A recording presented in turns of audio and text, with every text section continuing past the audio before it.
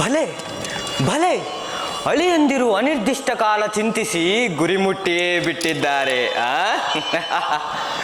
ಯುವರಾಜ ದುಶ್ಯಾಸನ, ಅಂಗರಾಜಾಧಿಪತಿ ಕರ್ಣ, ನೀವೇಕೆ ತಡ ಮಾಡುತ್ತಿರುವಿರಿ? ಬೇಗ ಬೇಗನೆ ಅಣಿ ಮಾಡಿಕೊಳ್ಳಿ. ಆದಷ್ಟು ಬೇಗ ಸಾರ್ವಭೌಮರ ಅಂತಿಮ ಯಾತ್ರೆಯನ್ನು ಮುಗಿಸೇ ಬಿಡೋಣ.